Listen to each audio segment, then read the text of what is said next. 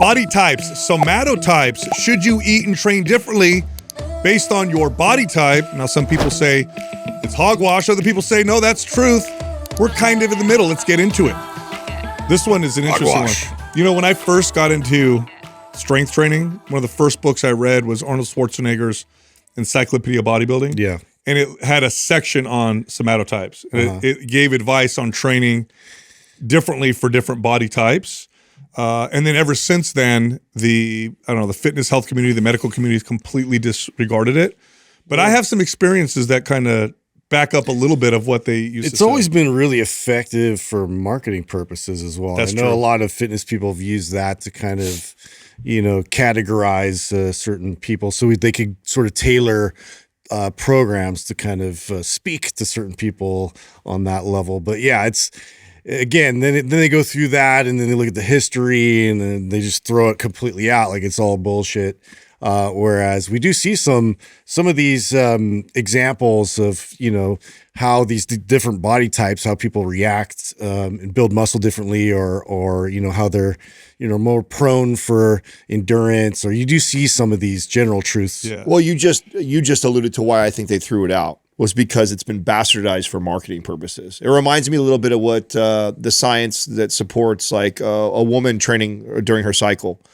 There's some science to support what's going on, but we've bastardized it through marketing to make you feel like you have to, for these reasons, you got to train on these days. When you're ovulating, train hard no matter what. So, but it's like, well, no, that's not true. But yeah, there's some science to some of the ways you might be feeling, on those certain days. And so let's not just dismiss it completely that there's not science there. And I feel the same way about somatotypes. I feel like, in my experience of training people for as long as we have, there is definitely something to be said about the endomorph guy who is like the big boned line or like a lineman body type.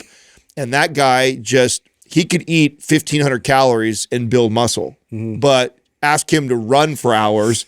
And it was like the hardest thing to get his body to lose body fat. Right. And then the opposite is true for my ectomorph. We were ectomorphs growing up. And so, man, it felt like everything I did, I trained so hard to try and add muscle and it was so difficult. But boy, I look at a treadmill and weight would fall off of me.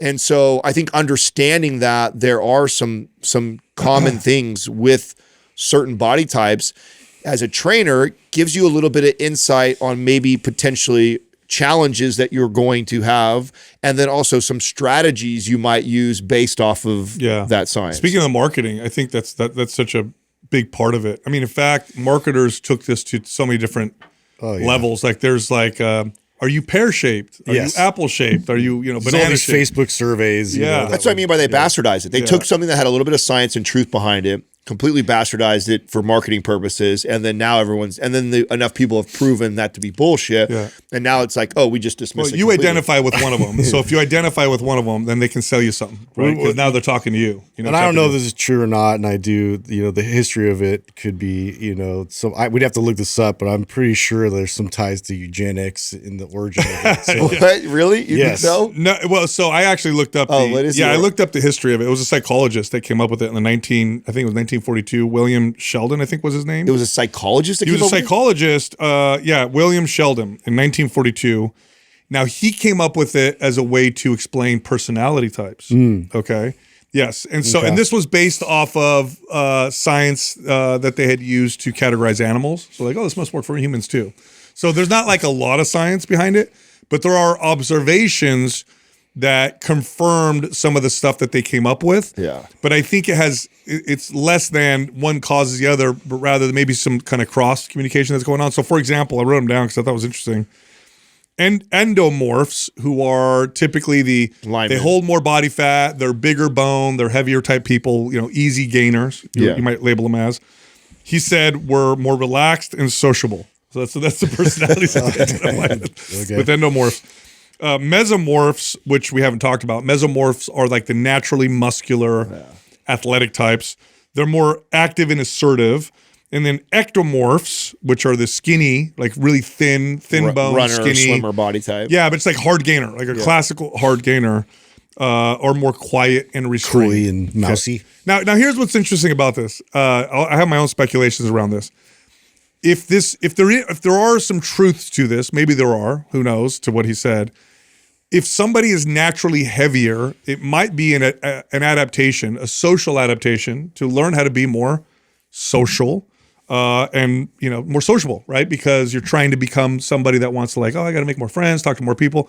If you're kind of skinny, thin, maybe, afraid of, maybe afraid of confrontation. Yeah, right, yeah. Right. Yeah. And mesomorphs may be more assertive because you're probably always the most jacked person in the room. I don't know if there's any truth to this, but I could kind of maybe. That's interesting. They tie to the personality. That's where it came from. Yeah. Well, it's also probably how they quickly dismissed it too. It's just this has nothing to do with physiology. It has everything to do with psychology. Yes. And so therefore, why are we even using this in the fitness space? But again, not to go down this rabbit hole or to go into the weeds, but can your body type influence your personality? I think so. I don't think it's because you have that body type. I think your body type influences how people view you, which then could have an influence on your personality. Yeah, but tell me, because that's interesting, an interesting point. But what really matters, at least I think, in this conversation is how does this play a role in how you train this person? Yeah, and how they eat, right? Yeah. And so, again, back to my experience, when I had somebody who came in and they were, 6'5", 350 pounds, that guy never had a hard time building muscle. Yeah. He never once did they sit across from me and go, Adam, whatever I do, I can't find a way to build muscle. Yeah. But what they did struggle with was losing body fat and getting lean. And they had tried running and doing this and doing that. And they failed at that all the time. But then if I told that guy, hey, let's see if we can get your bench press up 50 pounds, he'd be like, yeah, no problem. And they could do that. So, one of the challenges with this is I think because obesity now, I just need to say this, right? Because obesity now is so prevalent, that I think a lot of people would label themselves as endomorphs as a result, right? Yeah. If you looked around in society now, remember this was 1942. It's not the size of your belly, it's your bone structure. Yeah, right? Because you grab your wrist. Yeah, because I could look at, in 1942, this might be more true, right? Today, if I look around, I'd be like, my God, everybody's an endomorph. I don't think that's the case. I think, so it might be a little bit more difficult. No, wrist and ankles. That's what you would measure to find that. And if you can't, if you can't touch your wrap around, then you might be an it's like the bone type of deal. Yeah. Now here's what I found with endomorph is the naturally heavier person, bigger bone person. What I found, now I started training in the late 90s, so this might be more applicable today. But what I found is that this individual really has trouble with self-shame. They really have a problem with shame with failed diets because they've probably tried to lose weight before. They've tried many times. They fail for whatever reason. They go down this shame spiral and really working on their food relationship, which I do with everybody, by the way, but with these types of people who, when they come tell me, they self-report to me, I gain weight so easily. It's so hard for me to lose weight. It's the food relationship that I really focus on the most. It's not eat less, eat that type of deal, don't eat that. It's more like, let's work on, what it is about food that is challenging for you. Why do you reach for it? When do you reach for it? When do you overeat? Stress, anxiety, depression. Is this comforting for you? Was this something that a relationship you developed over years and years and years? And when we work on that, I used to get far better results. Now, that's true for most people, but with these individuals, it worked the best versus here's your, eat this, cut your calories type of deal, which that client always did better reverse dieting and building muscle from him. Yeah. By the way, which talks to what I'm saying. Yes. Right? Because they've always been told to cut. Right. And they've already tried that a bunch of times and they failed and they get discouraged and it's slow, right? And so and I always love to take that client and be like, oh, I've done this before. We're just going to cut our calories. No, we're not going to do that. What we're going to do is eat these foods, and they'd be look at me like, what? Yep. I need to lose all that weight. Yes, we're going to lose all that weight, but let's first build this metabolism. Let's lean into what your body does well. Let's build some muscle. That's only going to make the fat loss and cutting part much easier. Yeah. And so I just had a lot more success with understanding that about that client and leaning into that strategy going into it, whether it's directly attached. Don't fight it, Right. And, I used to focus a lot with these individuals on health because when I can get them focused on health and performance, I should say, then it took their mind off of the scale and they got way better long-term results from doing it that way. When I said, hey, let's get you healthy, and once you get healthy, if we can optimize your health and your performance, don't worry, the weight will fall off. That'll happen. So they stop focusing so much on the scale, which to them at that point, typically, these clients have had a terrible relationship with scale. It's like, I hate the scale. Yeah. I weigh myself often and it goes up and down. I don't know what's happening. And I try to eat better and then I screw up and then I go all the other direction. Don't weigh yourself. Let's get you healthy. Let's get your performance to improve. Let's feel good. And then let's see what happens. And of course, and then I would surprise them. 60 days into it, we get on the scale. Wow, you lost 10 pounds. Oh my God, I can't believe it. I don't feel like I've even been trying. It was just, that was my most successful approach with this endomorph. Do you know what, because there was for a period of time where it was widely accepted and we used it all the time. And then all of a sudden, did something come out? Was there a study that debunked it, or what? There were studies that were done on small sample sizes that would confirm this. Then they did larger studies that completely blew it out the water. Yeah. I personally think, I'm gonna tell you this right now, I think there's some truth to this. I think what screwed it up was that obesity became such a problem that you can't really, it's harder now to determine the environment. That's right. Changed right. All right, today's program giveaway is MAPS Anabolic Advanced. If you want to win that, leave a comment below this video in the first 24 hours that we drop it. Subscribe to this channel, turn on notifications. If you win, we'll let you know in the comment section. We also have a sale. MAPS 15 Performance and the RGB bundle are both 50% off. If you're interested, go to mapsfitnessproducts.com and then use the code MAY50 for the discount. Back to the show.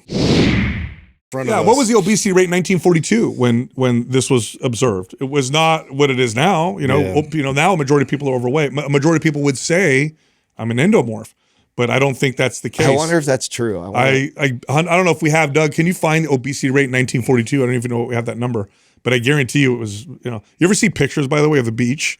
In like the 1960s, you ever see that? Yeah. It's like there's nobody. Well, I tell you what was really alarming for me, this happened just last year. I haven't been to Disneyland or World in 20-something years. Oh, yeah. So just in the gap of 2 years or 20 years of me going there, whoa, that was like a big shocker. And I think one of you had brought it up before because you had been there Disney World more recent than I had.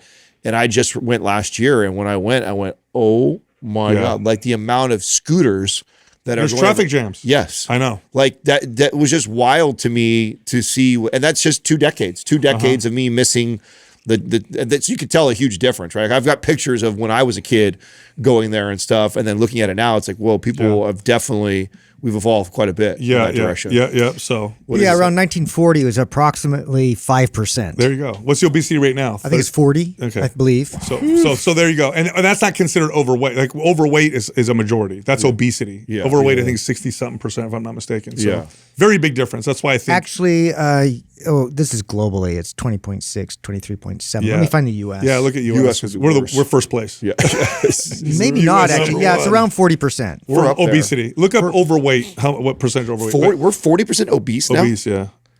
Dude, it still reminds me of that one picture of the brothers, the big fat brothers that were on those little motorcycles for like Guinness World. Yeah. When was that? Like 1940s? No. On the motorcycles, it's 70s maybe. Yeah, just go to Walmart now and you'll see. Yeah.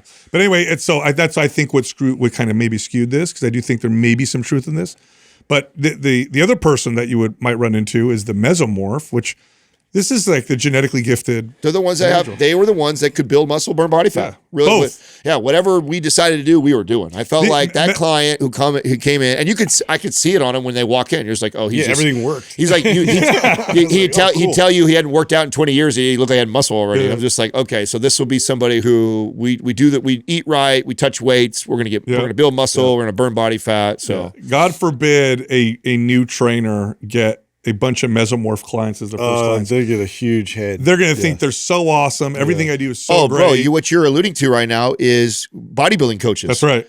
That's what, when I got into that space, like you had these coaches that were helping people. That's why their information is so terrible. And I'm like, bro, this is awful information. I'm like, but you have a very specific group of people that you're helping. Super dedicated, mesomorph, steroided out athletes. Right. Like, no shit, they get results. Like, you have no idea how much better they could get if you actually did some things. It was wild to see some of the coaching that was happening with that type of client. And then even to hear the way they communicate advice was like, oh wow, you really have a very narrow scope of people you've trained, because once you train majority of people, a lot of those rules don't apply. Mesomorphs are rare. Like, by the way, most people are a combination of these mesomorphs. That's what I remember why it got thrown out was because you couldn't categorize people like that. You're not going to see pure. It was everybody has clean, yeah. It wasn't. There weren't these clean lines like, oh, if you're this height and this weight, you were here. Or it was like there was the lines were blurred so much. So it's like, how do you categorize these people? That's where I thought it got thrown out. No, you're probably more of a combination. Like a classic mesomorph is rare, but you know if this is you. You're always jacked. Getting lean is easy for you. You know what the challenge was? Because I've had a couple mesomorphic type clients. Not a lot, by the way. They typically they don't tend to hire trainers, but I've had a couple of them, and I've known a few mesomorphs. The challenge with mesomorphs is they overtrain. They just overtrain because they get away with everything. And they just throw things at themselves, or they just don't work out at all. This is what you might see. You might see the ex-college athlete who was like crazy genetics, who then just stops because all they know is full speed or zero. And so the challenge with these people is like work on their exercise relationship. That's the challenge with Justin and I worked with a trainer that was like this. I know, bro. It was so frustrating. He was in his 30s. He ate McDonald's like every day. I know who you're talking about. He ate Jack in the Box, McDonald's once or twice a day. Mesomorphic Power Ranger. Once a month. Once a month, he would go grab some weights a little bit, and he looked like he was ready to get on stage. I know exactly what you're talking about. I had a dude. So there are some people that have that. Some people have got great genetics. The first gym I ever managed as a fitness manager, I'm an 18-year-old kid. We had a porter, so that's the guy who cleans the club. And I remember I would always look at this guy because his arms were just crazy looking. This guy's so jacked. I'm like, damn, dude, this guy must eat so perfectly. So dialed. But now when you run gyms, you're there all day long. So you see what people eat and what they do. And I swear to God, this guy, I'm not exaggerating, okay? His diet was comprised of Pop-Tarts. I'm not exaggerating. Pop-Tarts and the occasional 99-cent cheeseburger. He didn't have much money. And his workouts were every once in a while, he'd go out to the floor and he'd do like a couple sets. And I was like, this can't be right. So I actually took him aside. I'm like, what's your workout? Like, I see. What else are you doing that I'm not seeing? I'm like, dude, what do you eat? He's I like, mean, it just highlights the role that genetics play, you know, and that there's such a huge, wide spectrum that people fall on. And this is also why it's so dangerous to compare yourself to your girlfriend or your buddy who got these types of results, because how unique and how different everybody is. And there are examples, although they're rare, there are examples of those people that they just came out built, you know, and they have to do very little to, you know, what do you think that is like a, myostatin thing that's happening? Like bone structure, myostatin, hormones, a milieu of combination of things. I wish we could, myostatin might be the biggest role, but that's what I would think. It's a warrior genetic, it just keeps passing down. I know. But again, these like pure mesomorphs, pretty rare. And then you got the ectomorphs. What's right? Pure ectomorphs are somewhat rare. You know if this is you, but you just don't gain weight. You're just skinny, thin boned, and maybe frail. People will say.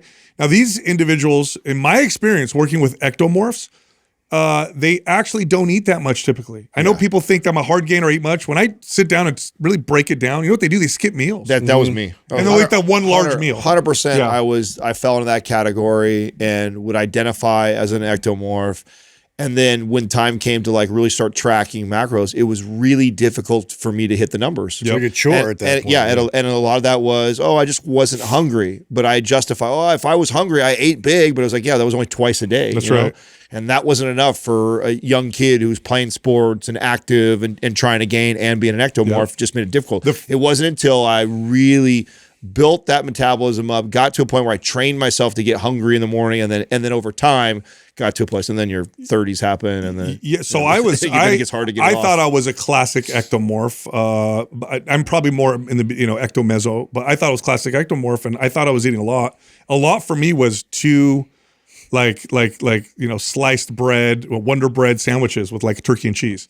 I ate 2 sandwiches, But when I later on started to calculate things, like I wasn't eating very much at all. The first time I really started to see that was I stayed at my grandmother's house for an entire summer because my parents went to Italy, and my grandmother, just absolutely love her. God rest her soul. She's a typical Italian, Sicilian grandma. She'll give me whatever I want. And I remember her saying, what do you like to eat? And I said, steak. So this woman gave me steak 3 times a day, breakfast, lunch, and dinner, plus pasta, plus eggs, plus fruit. Life right there. And I just ate it all. And over that summer, I think I gained like 13 pounds and just got so strong. And I remember being like, I thought it was steak for a second. Must be steak. No, it was finally eating adequate amount of calories. You know? Now this person, I feel like I went through each one of these. I've been all of them. Yeah.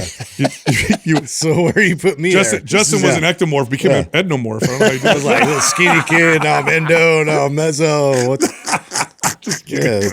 You're definitely doesn't apply. You're probably the most mesomorph, I would say, of all of us, for sure. I don't know. Yeah. You are. The fact that you the fact that you think you've been one or the other is the exact example of you are a mesomorph. That's what a mesomorph has been able to lean out. Maybe it's build just I'm muscle. too lazy. Now I'm endomorph. You know, No, too hardcore. You're I'm, not even an ecto. endomorph. It's just Adam's getting in your head every time he calls you. This is a fat joke. That's what's And we already established this. This is when second guessing everything when my now. self-esteem is low. I call you fat. It makes you feel bad. Makes me feel better inside Every time. Okay. Yeah, the other thing with ectomorphs is it's really, because I've had a couple like real ectomorph clients, is liquid calories helps a lot. Yeah. So a lot of liquid calories. Don't skip breakfast. Like eat breakfast. I'd say that's probably the biggest, is just getting them to eat early. Yep. It's almost always the ectomorph person is I'm not hungry. Well, you got to get to a point where you start eating in the morning. If I got them to eat breakfast and add calories, oftentimes it was milk, drink whole milk throughout the day. And then I get them strong. Like I don't care how much you weigh, we're just getting you strong. By the way, that challenge is exacerbated because when you're low calorie and you're skipping meals like that, you're also missing protein, which is essential to you building muscle. And so, yeah, of course, I had such a hard time getting big and building muscles because I'm low calorie and I'm extra low protein. It's like, it doesn't matter how great my workouts were. I'm not going to build any muscle on that. Dude, that advice though, like I gave that to the high school football team, and it was so effective. Just adding a glass of milk with every meal. Bro, these kids were gaining 10 to 20 pounds. That's an easy way to get like 500 calories or more. For these growing teenagers, and a bunch of protein. That's such a hack if they can handle milk. I know, if protein powder companies, like, they just don't want nobody to know that. You know? Yeah, dude. Like, our protein just powder, the milk. It's milk. Just drink a glass of milk and you're set. You get all the calories that you need. Are you did you, after you hit your big PR, are you like break, or have you still been on it? What's the deal? Yeah, I've been a little off. Like I'm trying to recover and enjoy it right now, but I'm more energetic. The thing is, I thought I was going to be all, nice, vacation time. And then I'm just like on this constant hustle of like all this outdoor work, digging trenches and like all this stuff on the house. What's happening? Courtney's like, you have all this energy. I'm going to put it to use. Bro, that's always trying to get sex. That's what I always said. Says yes. That's what translates when I hear that. I'm like, doing all this outdoor labor. Oh, you're trying to get sex, more sex. That's what's going on right now. What did they call that? Truth. What's Adam Smith called that? It was like, it was chore play. Chore play. Yeah. Doing a lot big time of chore play in my house. What are you digging trenches? What are you doing? So I'm trying to make pathways, so it's easier to walk. There's all these like crazy, over all the different rainstorms and everything else. We actually have a sinkhole and everything I've been filling in my backyard. It was big, and like, they don't know if maybe it used to be like one of the septic, an old one there, but it's like, I was like, holy shit, did I just find a well in my backyard? Like, what happened? Oh my God. And I had all this like excess of concrete that was just rubble that was left there from when they rebuilt the house, and they just put a dump pile there. I was like, thanks for not taking this, to the dump. That is it, that outside work, like digging and, it is. It's grueling. It is. But I enjoy it. That's the weird part. It makes your hands strong. Yeah. Do you find your hands getting fatigued afterwards when you first start doing it? Oh yeah, and then just your lower back and like everything gets hammered. I was hanging out with my buddy over the weekend, and he's what does he do? He does welding and pipe fitting and stuff like that. Yeah. And you shake this guy's hand, and it's just like, oh my God. Oh yeah, dude. Yeah. So strong. I'm so embarrassed. So we've been spending so much money on having people do stuff for us, the house, and a lot of stuff I probably could do, and I'm just like outsourcing it. Yeah, you and I are like same way. Yeah, it's just outsource. And so we get sexy the way. Yeah. See, that's right. See if I had it like volume that, of sex does not change for me. What gets done around the house. So manual labor bullshit. Why am I doing that? But actually, what will start to get to me is when I cut enough checks, I'm like, okay, stop the bleeding. You know what I'm saying? So we get these two. Max has these roller drawers that go underneath his bed. I mean, they're literally the box is this thin, and it's only this. So it looks like 4 planks. Maybe a couple screws. Oh, you got to build it? Yeah, so I go. So I tell you, don't worry about that. I'll get those. Oh, yeah. So I open them up 2 nights ago. Son of a bitch. There must have been 1,000 screws. I'm fucking IKEA, bro. I tell you what, this thing it's literally, it's this big a box, and it has 1,000 screws. It must have took me 45 minutes to pull them together. I've got the nastiest blister on my hand. I was like, I was so mad, dude. so weak. I was embarrassed. I was mad. I probably didn't get sex for it. You know what I'm saying? I was like, never And then again. the opposite. Yeah. Your never. wife walks in. She's like, ugh. She's like, a blister from what that? What a She's pussy. like, do you need my help? I'm like, Dude. go away right now. You know what my wife does if she wants something to get done? Like she'll order something to get built. Yeah. She knows now. She's smart. She doesn't tell me to do it because it'll take forever. Mm-hmm. Is she'll start doing it herself. And she knows because she'll start and then halfway Struggling. Oh, yeah. Yeah. And I'm always like, move out of the way. Yeah, my wife knows that trick, and it's like emasculating. And Yeah. you're like, You don't want to see your wife hold doing on, that. hold on. Yeah. Take over. Think, oh no, what did I just sign up for? Yeah, they're That's so all. smart. That's the way Katrina will threaten me if I'm not getting something done. She's like, "Well, I'll do it later on." Oh, You know what I'm saying? no. If you can't do it, I'll do it. I'm like, easy there. Yeah, calm down. Calm the Whoa. fuck down. You can't. I gotta can't tell do you it. though, like I cracked up big time because Courtney's just been, on one to, because two, we're also remodeling this place, and we got a quote for like the plumber, and she was just like furious, and like we've gone through a few, and it's just like it was outrageous, and to the point where she started like researching, this like.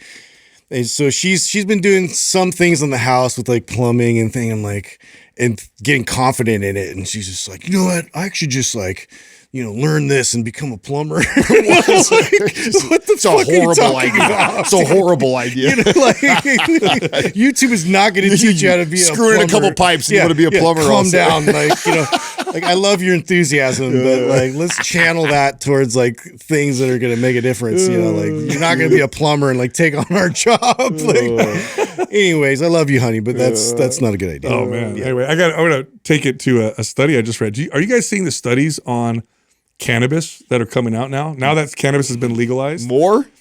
Yeah, dude. The connection to cannabis and dementia, not good. I think Not this good. is Schizophrenia wait. and dementia. I mean, here's your Causing. sign. Like, I mean, really, because I heard that it was more associated, if that was in your genetics, like it was an epigenetic sort of expression. I'm assuming that's directly connected to THC versus like the CBD It's part. THC probably, Yeah. but it's chronic users. So there is a protective effect if it's occasional. I mean, These are daily users. So daily users, and they're showing brain scans of it is because really the CBD affecting. is somewhat protective, right? In combination with it. Yes, but if poor Justin right now is like, damn it. What's going on? Wait a minute, man. I mean, I don't have a dog in this fight because it's obvious to me that I forget the I got things that brain happen that issues. day when I smoke weed. It's just like Katrina will be like, "Did you do that?" I'm like, "Oh, I forgot." You know what I'm saying? You're watching Joe Rogan's bit about that. He's like, it affects your memory, but not important things. Like I remember my name. I don't remember. Yeah. But anyway, the data on it is pretty crazy. The schizophrenia, paranoia, mental illness one is pretty nasty. Wow. So if teenagers start using it regularly, the rate or the increase in percentage that they may have mental illness later or schizophrenia, or here's There's the a one. dissociation with it, right? I mean, that's part of what it gives you. You escape. It's escapism. So that person doesn't probably need something. Well, like that. so what happens because these receptors are everywhere, they start to downregulate. This is why. So for cannabis users know this, right? You use cannabis, you need more over time to elicit the same effect. You get receptor changes, and that does change structures in the brain, even when your brain is fully developed, but especially if it's not fully developed. So when they show teenagers using it, because their brain is still developing, it'll affect how the brain permanently develops. So then when they're 30, they now have brains they just respond to dopamine differently. They have different motivation networks, memory networks. It's really, really These are crappy. lame studies. Your brain. Yeah. Sorry, Things are crapping me out. Sorry, guys. Of course, because he's on this like non-smoking kick for like the last year or like that. Yeah, so it's like, let me exactly. find studies that support what I'm doing right now. Guess what? No. Yeah. No, it's really Caffeine leads to death. Yeah, I'm like, go what? away with those studies. No. Dude. It's because we have better studies now since legalization because so many more people. So this was new. Okay. These are all newer studies that are coming out. Speaking of studies, I got one on steps. Here's what's crazy. You don't need that much to make a big difference. Huge. There was a study done on 4,000 steps a day. You ready for this? 4,000 steps a day or 40 minutes of walking 3 times a week grew the hippocampus. Okay? That's the part of the brain that's associated with memory by 2% in a year. In 1 year, there was a 2% growth in the hippocampus from walking for 40 minutes 3 times a week. What do you think that has something to do with the what was going on with those people before they started doing that, and then yes. So and what the this detrimental what this is effects telling of me, sedentary and eating. correct. And then what this is telling Shows me you how is toxic being sedentary is. correct. Yeah. Is it's not that walking because is 4,000 magical. is not a lot. Nothing. But if 4,000 is increased activity for you, that means you were really sedentary. Correct. Yeah, Yeah. So that's so crazy. What this tells me is not that walking is going to make your brain grow, but rather not walking makes your brain shrink. Yeah. Right. And causes. That's what I would big-time take from problem. that for Yes. sure. That's wild that 4,000. I mean, I told you guys that like that's what happens to us when we're in here all day and we don't take any sort of time out. Even when you get a workout in, that's I think that's the part that it took me a while to really connect the dots on that, because in your head, when you go exert this energy in the gym, you feel like I was active today. Yeah. You know what I'm saying? Like you sweat, you got to pump, you feel like, okay, I did something. But then if you're also wearing a pedometer and you're checking your activity level, many times, if we were just podcasting and all I did was work out, I mean, I could easily be under 4,000 steps. Easily. Yeah. And so it's like I have to make a conscious effort to go out and do a good 45 minute to an hour walk, plus the walk that we do here. Like Part of the 4,000 is nothing. Nothing. That's crazy. Part of the beauty of strength training is it's so protective. In other words, a little bit of it actually counters a sedentary lifestyle more than other forms of exercise. Now, it's not a replacement for daily activity. You should move every day. But if you're only going to work out twice a week and you're very sedentary, and that's not going to change, so all you're going to do is work out twice a week, which one do you pick? Strength training. It's protective. So if you have muscle on your body and you sit down, and it's strong muscle, right? It's healthy muscles, not just, and you sit all day long, it's very protective. So this is why, another reason why strength training is probably one of the best forms of exercise to recommend. Still king. But I love I've brought this up before on the podcast, and just since you brought up the steps again, one of my favorite side effects of tracking my steps is I swear I'm a better husband. I'm a better partner. You decided to do more chores? Yes. Yeah. Yes. It's like everybody has that feeling of like when Katrina's like, wow, you're trying to help me more. Like in your head, just trying to get my steps. Trying to move. It's just, she don't give a shit. Yeah, She's whatever. Like, whatever gets it done. I'm happy, Yeah, I find that like, because there's always stuff to be done. You're aware. Yeah, you're aware that you're sedentary. It's like, I don't know. It's an easy motivation for me to get out there and do that stuff like that. When I look down, I'm like, oh shit, I'm at 2,000 steps today. I needed to get that stuff done anyways. Like, I may as well, instead of walking aimlessly on a treadmill, I may as well go do the thing in the yard or with the cars or the thing that I need to do inside the house. Like, it just makes sense to do that. I actually think that if a lot of people really paid attention to that and they set themselves reasonable step goals, they would see that transfer into that. It changes the way I play with my kids. That's what it does. That to me. too, right? Yeah, because otherwise I'll play with my kids, but I do the lazy dad. I'll sit on the couch. Fetch. This is a game that I play. Tackle me. This is a game I play on the couch where we wrestle on the couch, but when I'm just sitting on the couch. Hide and seek. You jump off. Oh no, you're getting me. Yeah, dude. Under the couch. Where I lay on the floor. That's the lazy dad move for sure. Yeah, right there, dude. you know what I'm saying? Yeah. There's a lot of those out there. Hey, sorry to interrupt you. Look, are you lifting weights, eating a ton of food, and struggling? You're not packing on any muscle. You're not building any muscle at all. You're not getting stronger. Well, check it out. We have a hard gainer guide. This can be your ultimate resource to turn that around. Pack on some muscle mass with our hard gainer guide. It's totally free. You can get it by downloading it, clicking on the link in the description below. Anyway, hey, I brought up some interesting studies. We're supposed to talk about Juve, so people don't know that's red light therapy.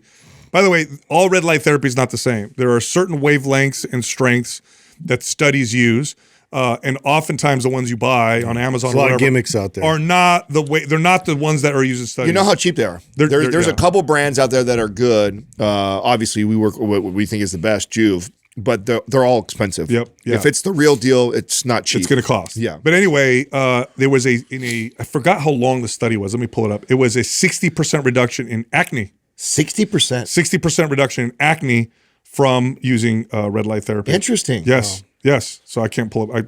I lost. Oh, here we go. 6 weeks. Wow. 6 weeks of red light therapy. So good for the skin, man. 60% reduction in acne. How crazy is that? That is crazy. For people who struggle with acne, I never really struggled with it. You didn't when you were a kid. You didn't. Did you? I had a little Did you bit. have an acne face? No. I had a random huge zits, but that was it. Yeah. Yeah. I take that back. I used to break out on my back, on my arm, on my shoulders. Never on my face, but always back and shoulders. There's always one I had a year. Here. Yeah, it was so annoying because everybody thought I tried to pierce my nose, and I was like, no. Wait. I thought you did try to pierce your zit. nose. You did 2 pierce your I nose. did not, dude. Yes, You told us off air, remember? You did No. too. Yes, you did. It was his belly It's the button. same thing as your belly unicorn tramp stamp. Okay? So did you deal with acne? Yeah, you know what's funny though is I don't remember it going through it because I didn't do any of the like all the stuff that what's it called, the Proactin or all the pills and sprays. Yeah. I didn't do any of that stuff. And I didn't think it was that bad until I like look back. I'll bring in a picture sometime because I have a couple pictures of me at my junior year in high school. And it was like really bad. I was like, wow, dude, I thought I was more self-aware, but I obviously was not. It was like way So confident. Yeah, I was definitely overly confident. Yeah, you and me with our gangly teeth. Yeah, and all dude, that was all. I don't know how to survive. But you know what it was? I dated the hottest girl in school, so totally like the fact that I had crooked teeth, pimple face, That's the move. drove a shit car. Yeah. I was just confused. I was like, yeah, this works. You had a mouthpiece. That's what it was. Yeah, Still got it. No, I didn't get it. I didn't get much, but I did have a couple cousins who struggled with acne. And they tried everything, and a 60% reduction in 6 weeks.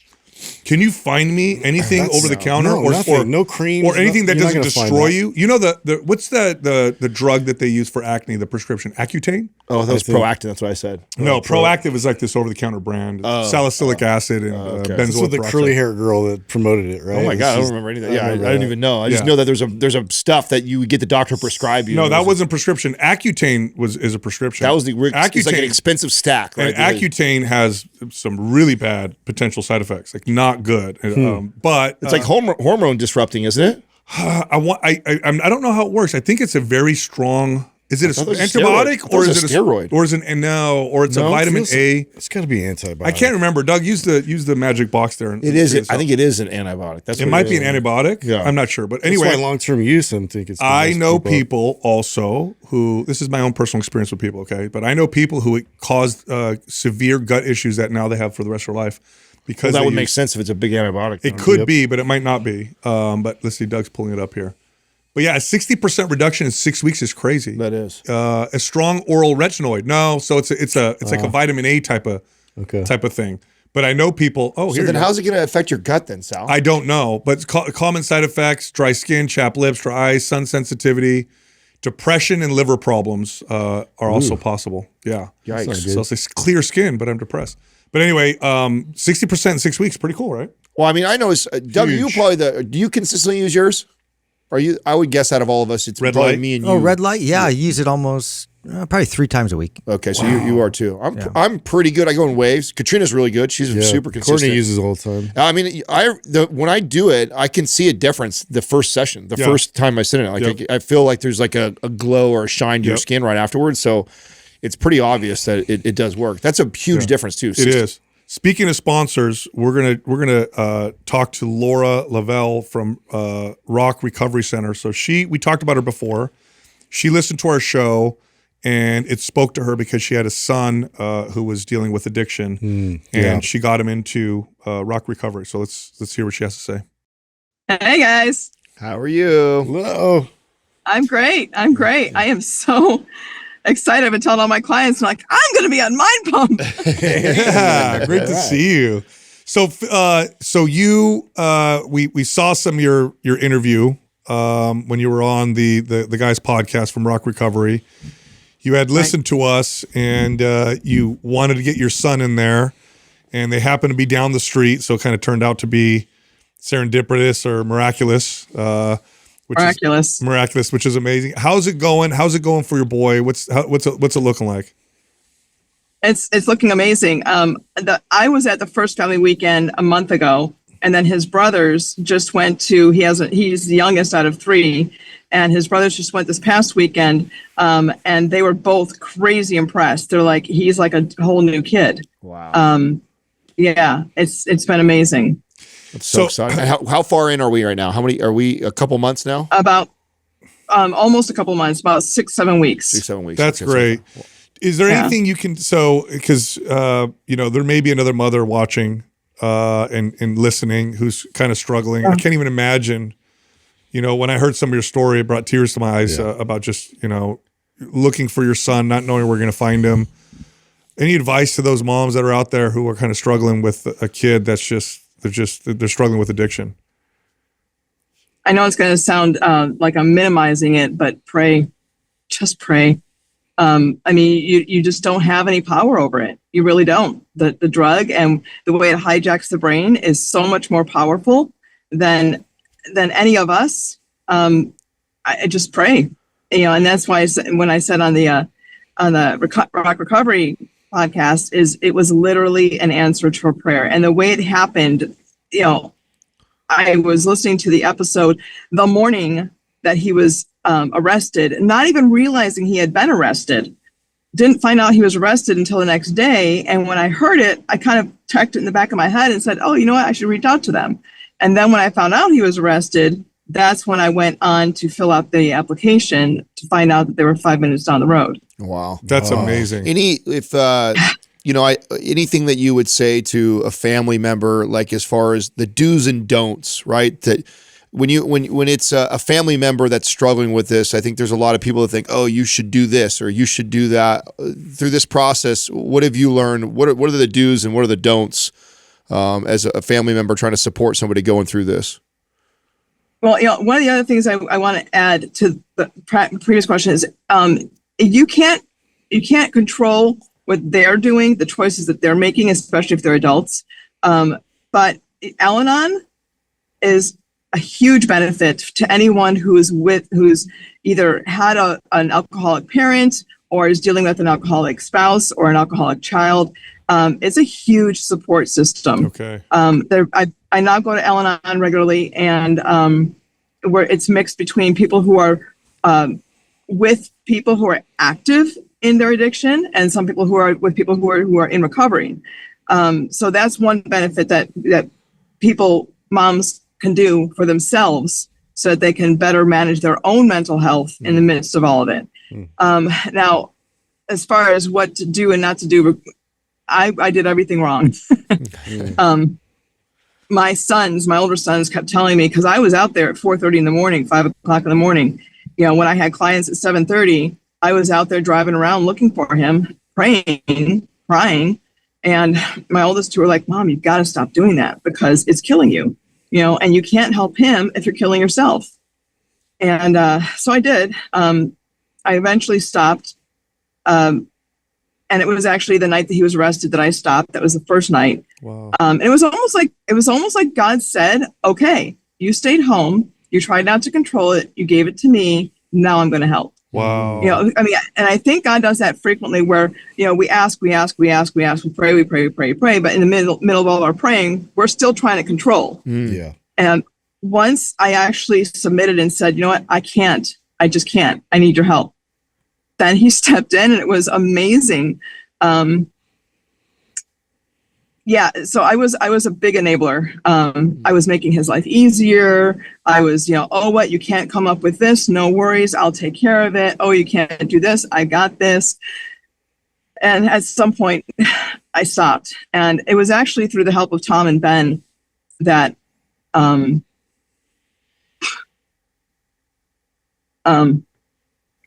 when he came home, I had to stand in the doorway and tell him that he couldn't be home. And no parent wants to ever do that. And because home is home, right? Home is your safe place. Yeah. And I had to tell him, you can't come in.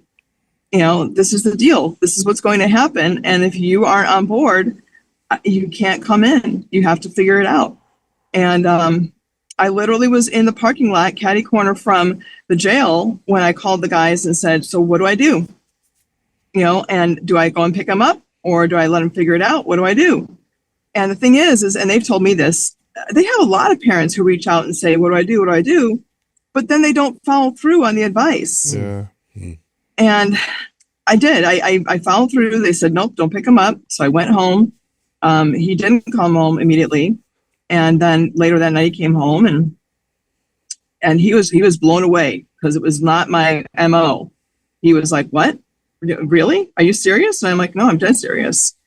And I told him, I said, listen, I was not in a mental space to help you before because we were going through a really bad family ordeal. And I said, I was not in the right mental space to help you before, but now I owe it to you to do this. You have to get help. Wow. Great way to communicate that. Wow. I heard a pastor talk about what you're saying, and he had such a great example. He had a fishing line with a lure on the end, and he goes, this is what we like to do with our worries. We give them to God, and then we reel them back in.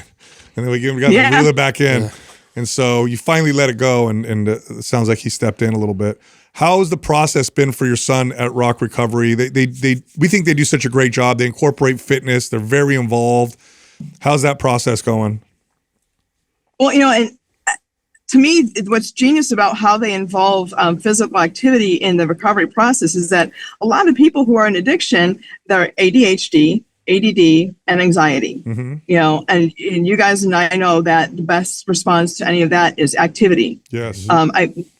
One of the things that Rock Recovery says all the time is move a muscle, move your mind. Move a muscle, move a muscle. And I'm going to backtrack again. One of the things, I think it was Ben that said, maybe it was Tom, that ran through my mind in the process of me having to be stern was I'd rather step on your feelings than have to step on your grave. Ooh, yeah. Powerful. Yeah, that took me back. I was like, whoa. And so I go back to that and to remind myself why it's important for me to do what I need to do for Randy. That's so Great awesome. job. That's so awesome. And you're a trainer, huh? You have clients, you said. Yeah. I'm a trainer. How long have you been training people? Unofficially, probably 15 years. Officially, under NASM, for about 9 years. That's awesome. That's So awesome. great. So you know the value of fitness, and it's good to see them incorporate that in something like this. Yeah. That's so and he's great. doing really well. That's so good. That is so great. good. Well, you guys are in our prayers, and thank you so much for calling in. And I God bless appreciate you man. coming on here and sharing that. I know how tough that can be to talk about that And story. We're really hoping this will help somebody else. So thank you so much for doing this. Absolutely. You're so welcome. Thank you. Thank you. Pretty crazy. Yeah. Very powerful. What's crazy was how close she lived to the place. Yeah. I think that's so You wild. know, I can't. Do you guys know? You do. I know you do. I don't know if do you know anybody who's like a parent who's dealt with a kid who went through serious I do, addiction? yeah. Oh, God. It's heartbreaking. It's the craziest thing to witness. Well, what's hard about it is everybody always tells you what the right thing to do or what you're supposed to do. Yes.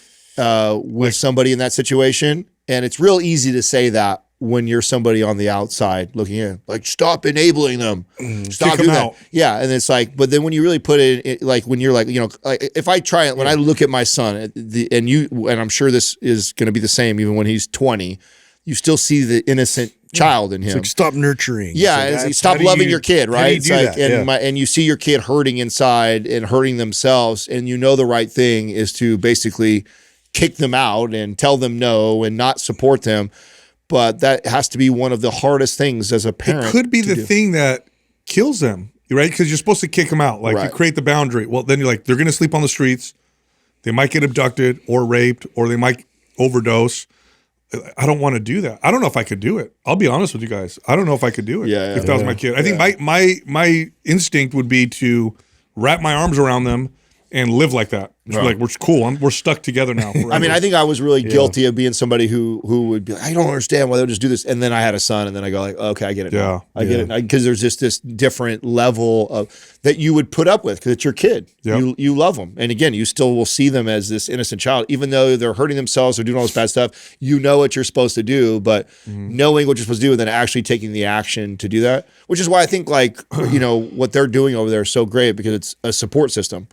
It's not just they're such great guys. It's not just the person who's getting the help. It's also the support system for the family and other people that are going through similar and stuff. they've now given out, I want to say 1 or 2 scholarships to listeners. So when they go to their website, that's how our sponsorship works, is they offer a scholarship, which the money can be a big barrier for some people. So but they help everybody. That we have that as an option for our audience for sure. You know, it's what I remember seeing in this person that I know. I don't want to say too much about them, but I remember watching them age so rapidly dealing with this because of their kid, because of the stress involved, and just the loss of sleep. Have you had addicts in family or dealt with it? Have you had any of that really?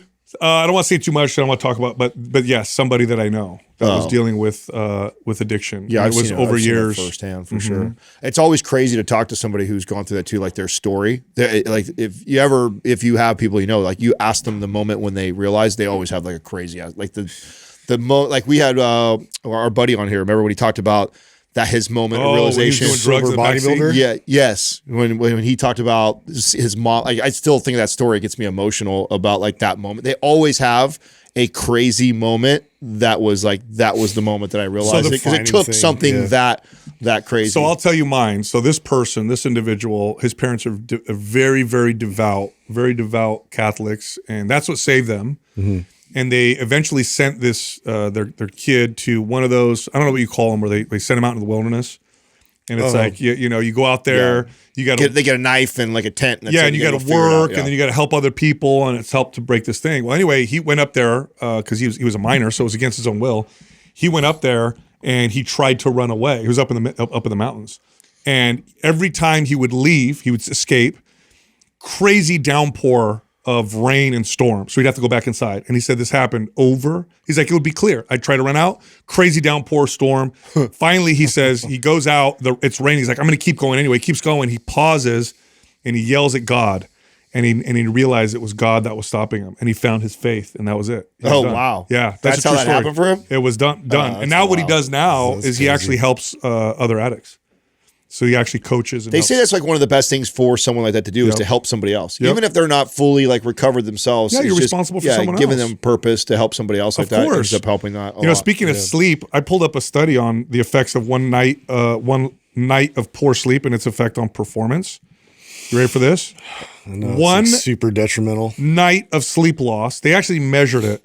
It cuts endurance by the equivalent of running 1 to 2 miles less, and it drops power by 5 to 10%. It also doubles the perception of how hard training feels. Wow. One bad night of sleep. Yeah. Well, what would you guys say? We just had a caller recently where crazy. We obviously, that was the recommendation from us. We get so many live callers every week, and people are always asking us advice, what should I do with my diet or training or this or that? How often or what percentage would you say, if they actually just focused on improving their, no matter where they're currently at, right, of sleep, because all of us have room to improve, right? Even if it's just the quality of sleep, right? So if they just made an effort to improve by 25 to 30% their sleep quality through putting a practice together or cutting out some bad habits at night, what percentage of those people you think would feel a significant change in their results? I think everybody would feel a change, but the people that have poor sleep or sleep apnea or whatever, that if they fix it's transformative it's for them. Transformative. Because I've had a few clients where this was the main issue. Yeah. And once we fixed it, it was like, I'm not exaggerating when I use this word, magic. It was like suddenly their body responded to everything. Yeah. Whereas up until that point, it was like we couldn't figure out how to get them to lean out. We couldn't figure out how to get them to get stronger. Especially my like type A high performers that were like constantly waking up in the middle of the night for like meetings and phone calls, and then shutting all that off and then getting good quality sleep. It was like just like immediate switch. Dude, well, I remember how much it unlocked for me as a trainer, because there was a period of time when I would get really frustrated with my clients that I thought, or they were reporting, they were doing everything and they weren't seeing results. And it just wasn't an area that I thought if their macros were right, we were training consistently, they were doing all the things diet wise and training that we were supposed to, like, they should see the results. Even if I just assume, even because at that point in my life, I'm still at that point where I'm like, oh, I'll sleep when I'm dead. Like sleep is overrated. And it's like, as long as we're doing all these things, but I had no idea what an unlock that was, because then fast forward years later going, okay, whenever I'd run into a plateau with a client, and if I hadn't addressed that, it would always change. You know what I think about now even more, and I remember you've brought this study up a couple times, Sal, but how that is such a major contributor to injury. Biggest. And so if you look at, and if we were to go back and look at a lot of these like major injuries with athletes or just anything in general, like them, like what did that look like leading into that day? Like, did they get like any sleep, like good quality sleep? That'd be a cool study. That'd be interesting. I had clients that were ER doctors and surgeons, which they're like, these guys are. I mean, these people are cortisol junkies. Like if you never met, if you'll meet one of them, like this is a cortisol junkie. And I remember one of them went on vacation, and he came back for a workout, and I looked at his face, and I was like, what did you do? Did you get plastic surgery? He's like, huh? He's like, no. I'm like, what'd you do? He's like, oh, I slept a lot, just kind of relaxed. I'm like, oh my God, your face looks so different, just from a week of like better sleep, It's crazy. I know, it's pretty crazy. Oh, I got to talk about something crazy though before we hang up here. So I'm just paying attention to things out there with science and what we're meddling with now.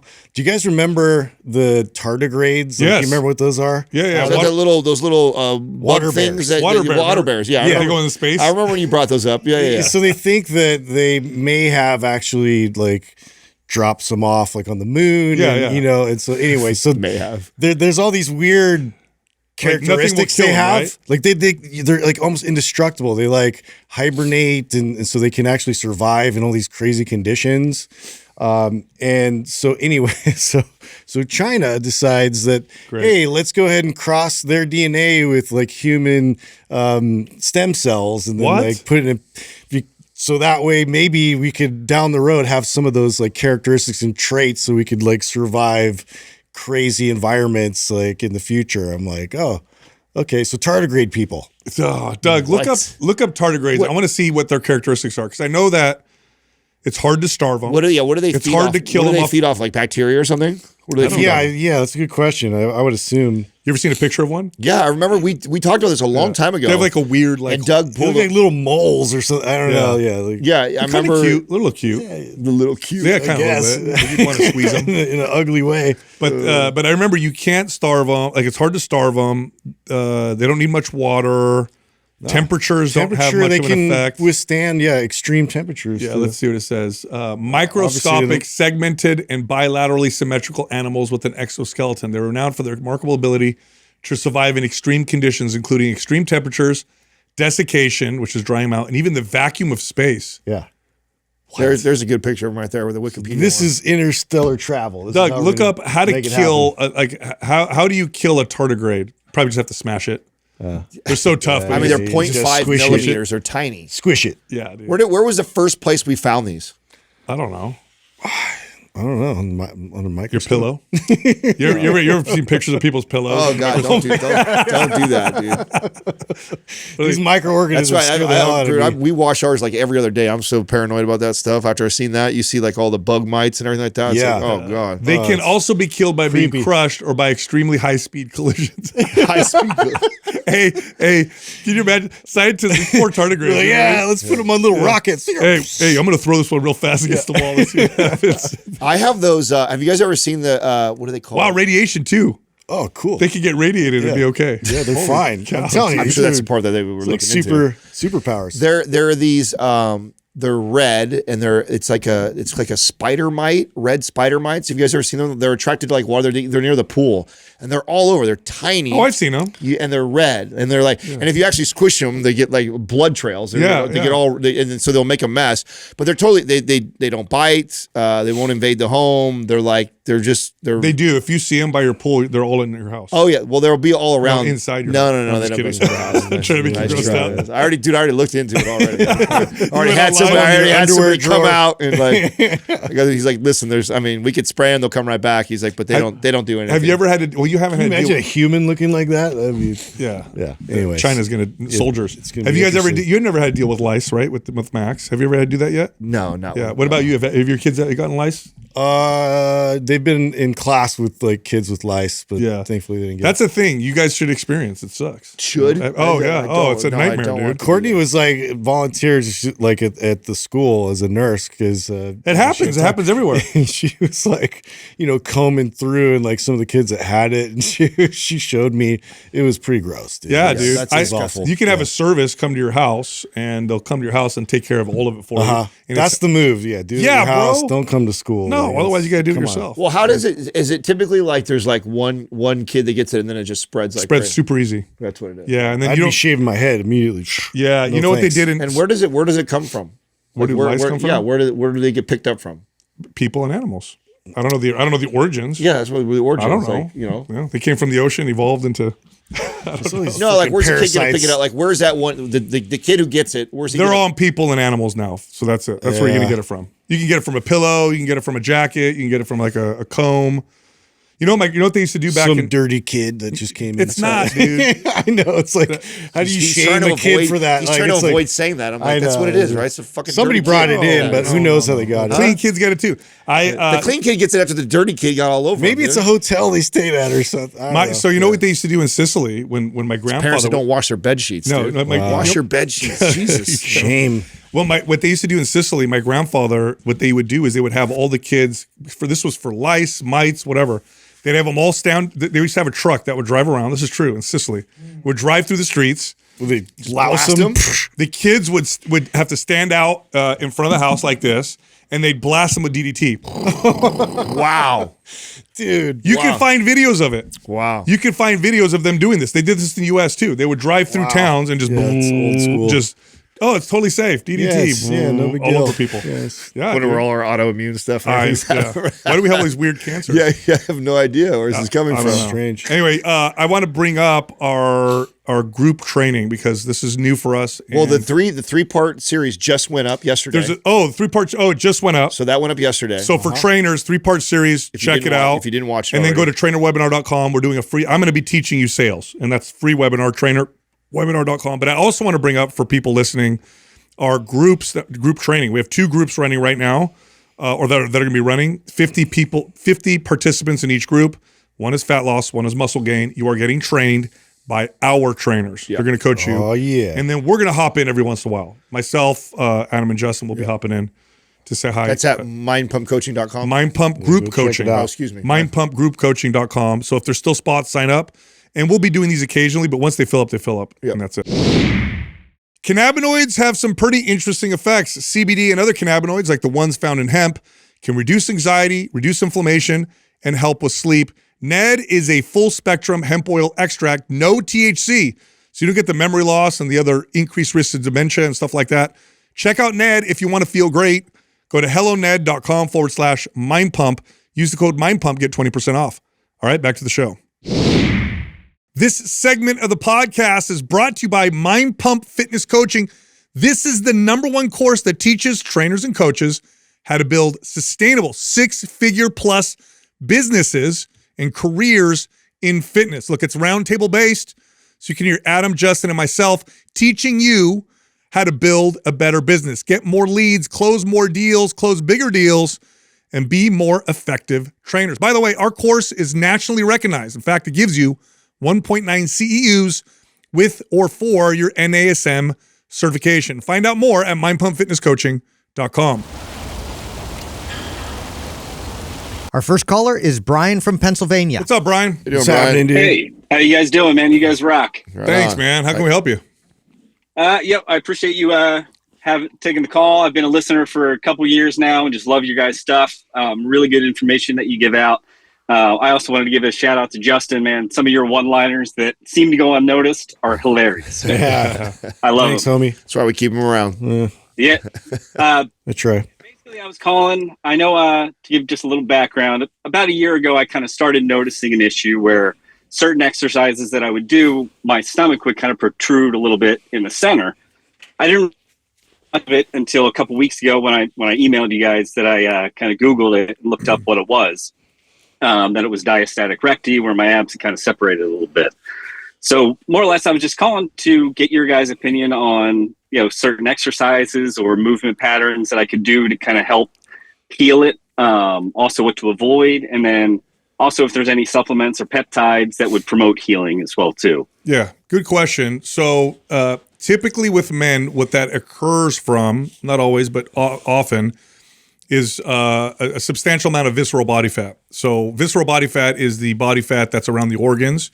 It would be under the abs and it would push out the abs. Okay, so it's underneath around the stomach, pushing out the abs. And then what that'll do over time is because you've got the abs now are kind of distended in this way, as you try to contract, they have to squeeze around something and you can get some separation in between. The best thing you could do for that is get leaner. So that would be the first thing. The second thing I would tell you is when you lift, brace and draw in a little bit to try to prevent any further issues with that. So you want to brace and draw in. And if that means you need to take a breath in between reps, then so be it. As far as peptides are concerned, I don't know of any peptides that would help unless there was like a injury there, BPC 157 maybe. Okay. But a peptide that's been shown to help reduce visceral body fat is tesamorelin. This is a growth hormone releasing peptide, and it's actually used for visceral body fat in particular. So really, it's just about getting leaner would be the main thing I would say. How would you cue him if he's doing any sort of direct work like ab work or core work? Draw in. Yeah, before you do it, right? So before you do like an ab crunch, you would like draw in the core. Like you're trying to pull your belly button down. And then do the crunch. That's right. So anytime you're doing if you're doing direct work like ab work, drawing the stomach in a little bit before you do the movement. So doing something slow and controlled that was probably a better way than like repping out ab work. Yeah, and then don't wear a weight belt. That'll just encourage you to push out. Yeah, you don't want to push out.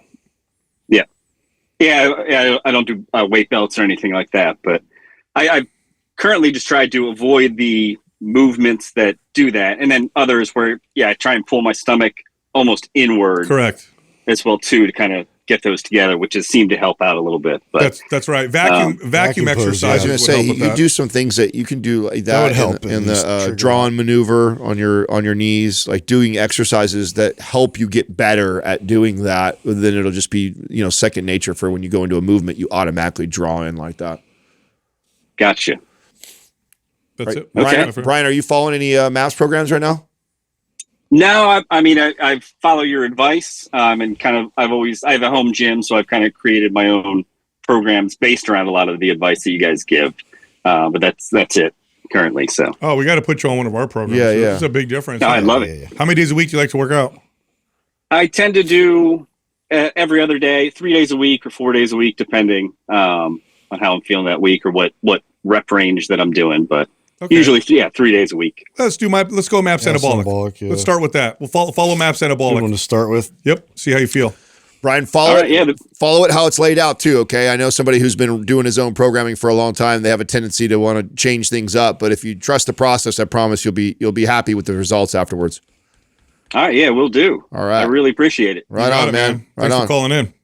Hey, thanks for having me. Take it easy, Brian. See you.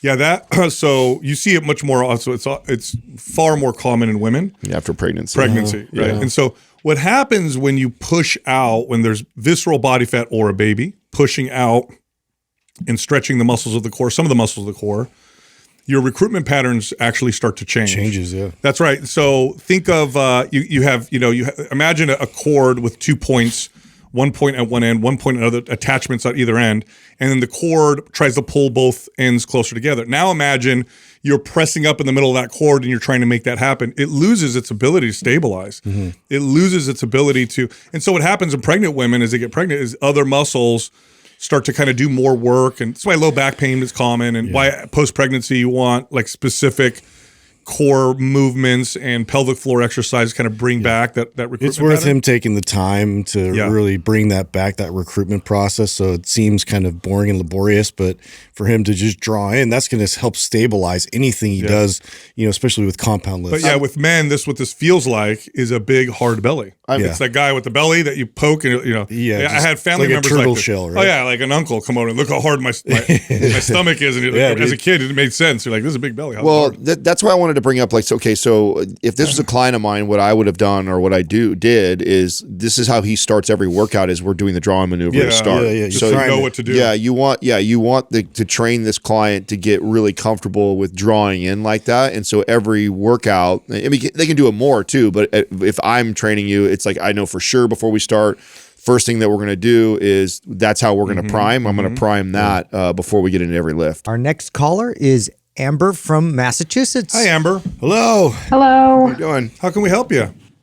First off, I just want to say thank you guys so much for your podcast. I've been listening to it pretty religiously since 2019, and it just really helps not only on a fitness perspective, but I just love listening to you guys. Thank you. Awesome. Great. You're like family if you've been listening that long. Yeah, that's a while. Yeah, it's great. So I'll read my question that I sent in, but I'm just going to add a bit to it because I just don't think I did a great job explaining it. Okay. So I will start.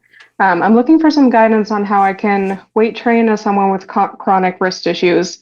As of almost 3 weeks ago, I've now had 10 surgeries, 2 on my shoulder. That's not really an issue anymore, but 8 between both of my wrists / forearms. That's kind of ongoing. I still probably will have 2 more after this. The next one most likely being in December or January, but that's not totally sure yet. Through all of this, I still love weightlifting. It still has my heart, but it's been quite an uphill battle of getting back into it after each surgery, and then having to take the time off and everything in between. So, I don't need guidance necessarily on how to lift around it. I actually did personal training for a bit, so I have a pretty good base of just that aspect of it. It's just more of the stress on my body that surgeries take, and then in between that, I was working most of the time at a horse farm, so it's very physical manual labor, and then I would go be off for 4 to 6 months for a surgery, come right back to the horse farm to back to manual labor. Now I'm at a desk job, which is another big change for me. So I'm kind of just looking at guidance on with people that have chronic injuries and stuff. How do you know when is the correct time to push yourself and exercise? And when is the right time, I guess, to say okay, my body's under a lot of stress. I should back off. Because I know I fully believe you guys, weight training, I think is, the best thing I can do. But I just also don't want to be overdoing it and putting too much stress on my body. Yeah, good question. Also, what would help is getting to the bottom of where the injuries happen. What have you done for work for the last 5 to lead to all these? Where did it come from? Why in the beginning? The shoulder surgeries were just an impact. I had hay bales fell on me. It broke my shoulder. Wow. So that's done. That I don't really have any problems with. My wrist issues, I have been diagnosed with ulnar impaction syndrome. And so my ulnar bones were too long and they would go up and cut my cartilage. So I've had cartilage tears in both wrists to the point where I almost don't have cartilage in my right side anymore. It's also because of the shifting that my wrist would do. I've had ligament tears in both of them. Wow. All of my ligaments were torn in my left wrist. So that they're repaired, but there's not saying that, especially the cartilage won't tear again just because it's already had so much trauma.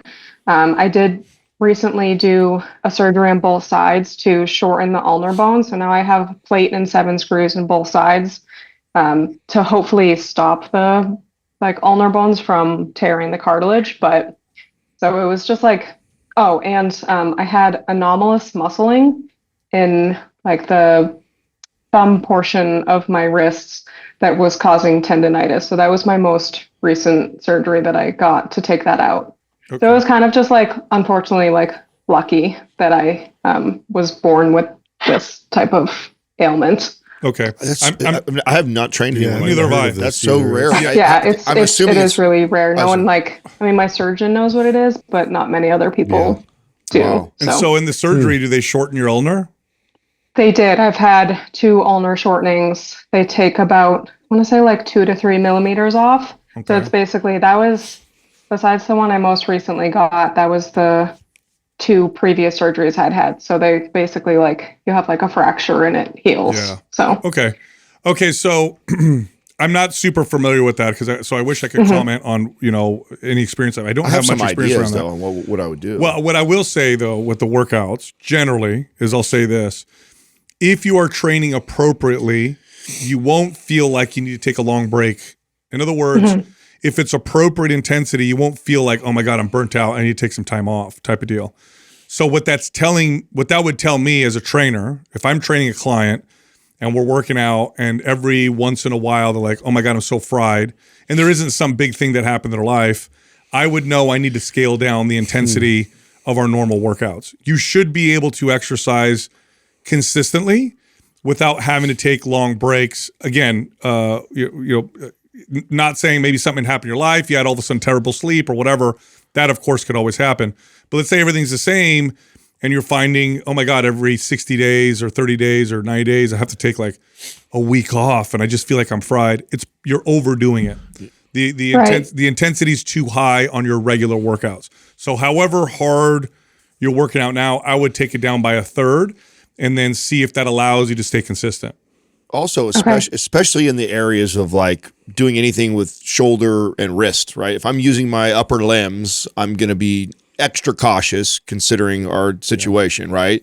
If I am going to stretch or push myself a little bit, I'm going to do it on legs. I'm going to do it on something where I'm less likely to get injured. The other thing I would do too is use isometrics and so I would do a lot of like wrist cars. So I don't know if you have our Prime Pro program.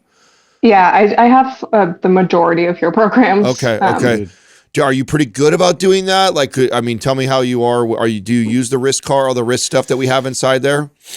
I haven't, just because for so long there was like tears going on, and there's only certain motions I can do. Like, at a physical standpoint and like a doctor standpoint, like they've cleared me to like do things. It's just for me, there was so much stress on my body for so long. It was hard. It's hard for me to just tell, like, okay, when is the appropriate time, to stress it and do like exercise and when is not.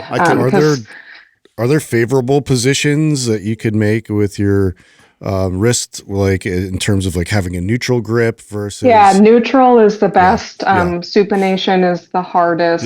And pronation can be hard just because of the plate. There's a lot you can do just with neutral grip. Yeah, I would I would stay within comfort and then isometrics. So the wrist mobility, what you'll find in Prime is and ranges of motion. I would avoid that.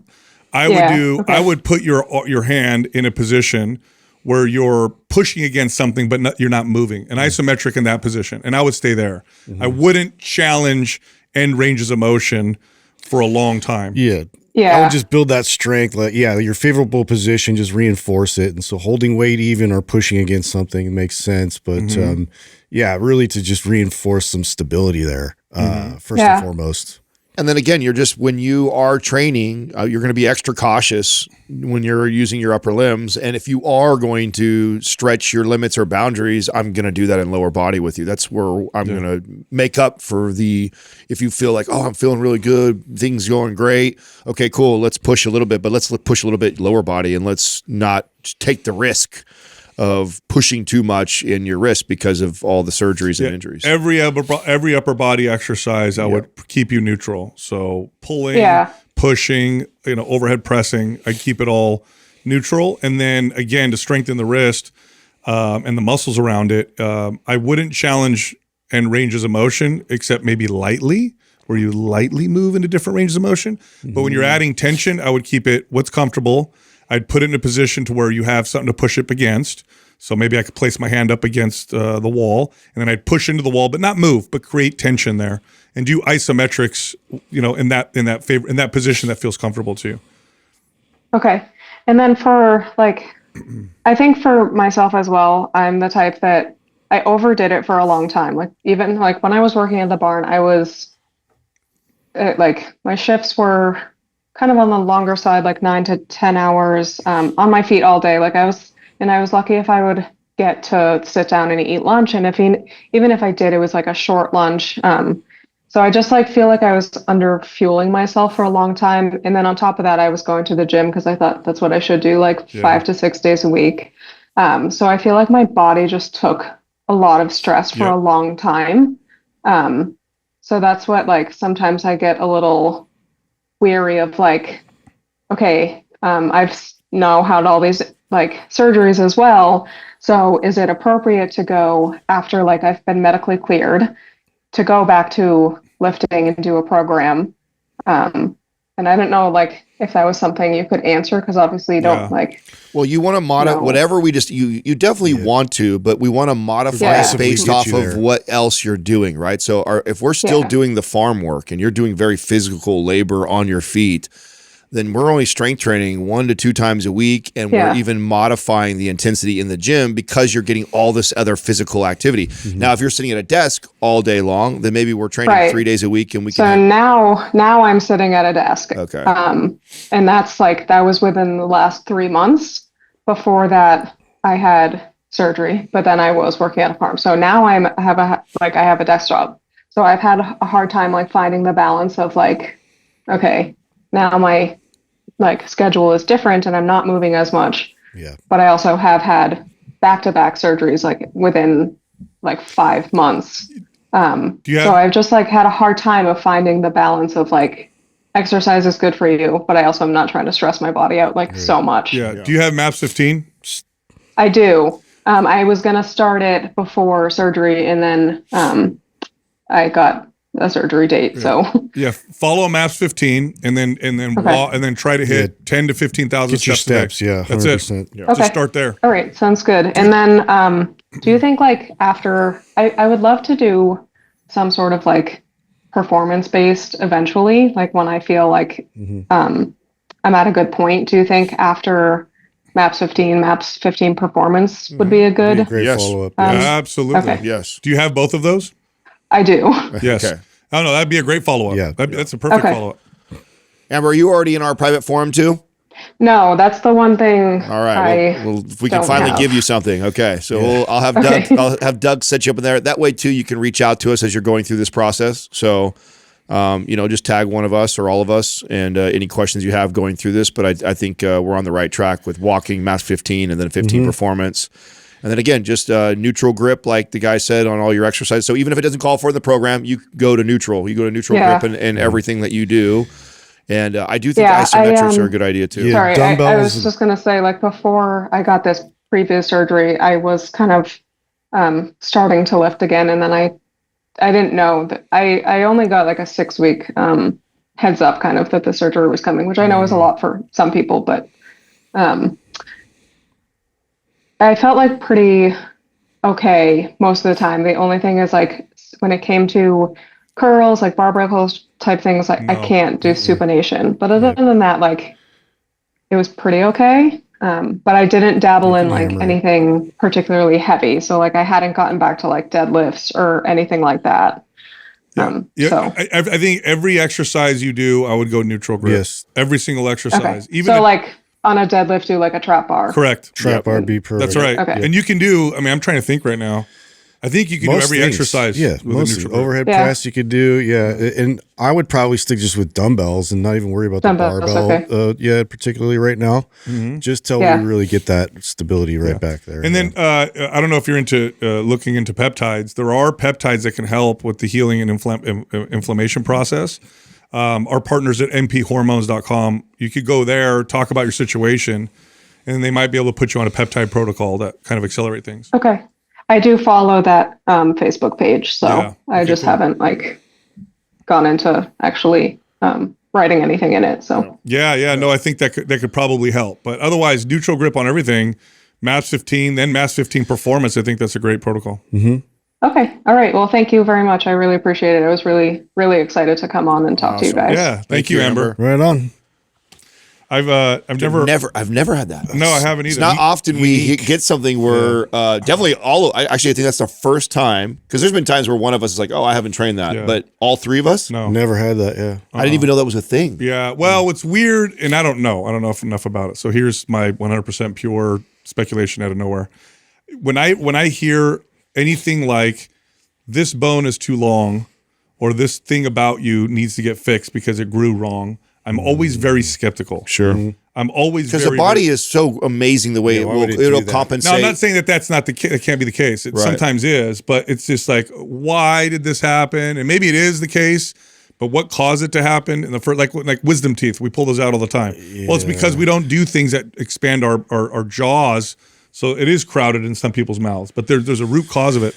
So I'm always very I'm interested. So I mean, literally, when we're done with this, I'm going to read up on this because I've never heard of it, and I want to see what the alternative explanations or, maybe what other physical therapists have done? Yeah, you also don't. You kind of came back after I talked about the wrist cars and Prime Pro. You wouldn't want her to go. Obviously, not right after her surgery and she's healing, but I think I would want her to do in range of motion isometrics, not with weights, not like intrinsically challenging herself. Because what I think is happening is, especially when she's doing like dynamic things like throwing hay bales or doing something, is her wrist gets to an in range of motion where she's weak and then it tears. Versus, and if you just strengthen her in that comfortable neutral position and you never challenge the in range, then she's vulnerable in that situation again. The reason why I said that is first two things. So the isometric and neutral has a good 20, 30 degree outside of it strengthening, so it's safe. Right. The other thing is because of the surgery, she said she has no cartilage, and there's a plate in there. Yeah. Going to end range of motion, her end range of motion might be the joint. We don't know. Yeah, exactly. She might be joint on, bone on bone. Yeah, and so like people with like hip replacements, like I'm very careful with end range there, for example. So I don't know. I'd have to. But I'm not familiar with logically that. She'd want to progress to that. So I would, you're not wrong. It's just, I think like timing wise, we'd want to kind of really make sure it's like firm and established to build off of. Yeah, it may be worth, Doug, maybe send her, just reach out to her. I don't know if she knows that we have coaches that can help her through that process. Cause there's a part of me that would want to progress that. Now, granted, maybe telling somebody online. Yeah. To go do that and then not having us telling her without coaching her through it. That's the caution, I think. Yeah, and so I feel that part. So that's what I thought with you guys. I'm like, there's no way you guys would not want to get her stronger in those in ranges. You just would be very cautious about how you move there, trying to see, are we bone on bone? Is that comfortable? Because you're right. So ideal, in my opinion, is taking it to its comfortable range and then creating isometric tension there. So she starts to get that 20 to 30 degree benefits. Because that's definitely the goal. Because I imagine that's what's happening with this repetitive injuries is she's probably doing something because she was working on this. I'm imagining most of these injuries came from doing something dynamic. Just an angle further, and then throwing if you've ever thrown a hay bale, you're doing stuff like that with your wrist. You're hooking and you're moving, and so you go like this at that in range, and you're throwing 100-something pound hay bale, and it just tears because you're so weak in that extended position. It's so tough because the hands are involved in everything. So it's just going to be a constant stress all day long. So interesting. Rarely ever do we get somebody like that I've never heard of a situation. Our next caller is Matt from Virginia. What's up, Matt? What's happening, Matt? Hey, what's going on, guys? Good. I appreciate y'all taking my call, man. I've been following you guys for like 4 or 5 years now. Awesome. So thank you. How can we help you, dude? Yeah, so I would read through my whole email that I sent in, but ChatGPT wrote it, so I'm just going to sum it up. You're going to have to remember it now? So I was at the end of my reverse diet right when Transform came out, so it was perfect timing. And essentially, I feel like it's a straightforward question. I just want to know what life is like afterwards, because I got about 40 pounds, I think, to lose, and I doubt I'm going to get 40 pounds through this whole process. I imagine it's going to be more than a couple months to get there. And a little twist, I'm obsessed with golf, so that is also in my my weekly activities. So if that changes anything. So are you asking like what would you do following transformation? So you would do the transformation program and then like knowing that you're not going to all the way be to 40 plus you want to play golf. What would you do following up? Is that what the question is? I'm understanding. Yes. Okay. You can run it again. Yeah, and I can see, by the way, that your maintenance calories are 3,850. Yeah, is that correct? Oh yeah, you're in a good place, dude. Yeah, you just run it again. I do it. Yeah, I mean, you could do a slow cut, interrupt it with some maintenance and a little bit of a but we do all that in Transform. I know. In Transformation, we do diet recommendations in that, and so I literally would just roll it right back again. Yep.